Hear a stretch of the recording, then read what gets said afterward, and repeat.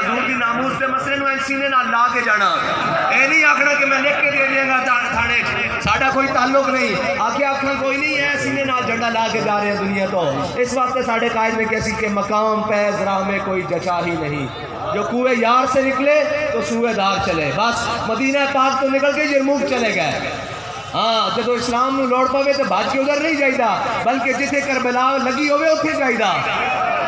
پھر 72 نال لے کے جائیدا۔ تے اسی انہاں دے منن والے ہاں جڑے گھر نہیں رکھتے سید، جڑے ساڈے نال سید ہیں وہ گھر نہیں رکھتے، بلکہ وہ اکبر و اصغر نو نال لے کے ٹردے، اور نکا علی ہوئے اچھو بڑا علی ہوئے انہوں نال لے کے کربلا چاہ دے دیں، تے پھر سارا کچھ گوا کے کہہ دیں کہ مولا تو راضی تا سی راضی۔ لبیک یا رسول اللہ لبیک، لبیک لبیک یا رسول اللہ لبیک، لبیک لبیک یا رسول اللہ لبیک، لبیک لبیک یا رسول اللہ لبیک، لبیک لبیک یا رسول اللہ لبیک، لبیک لبیک یا رسول اللہ لبیک، لبیک لبیک یا رسول اللہ۔ دوسری گل ہے کہ اے ناموس رسالت دا مسئلہ جس نو پٹو اٹ پٹو کہندا جی میں عاشق رسول ہاں، یار عشق رسول دے کوئی تقاضے بھی ہیں کہ کوئی نہیں، ہر شاید ایک تقاضے نا، عشق رسول دے بھی تقاضے ہیں۔ اسی زندگی دے جس مسئلے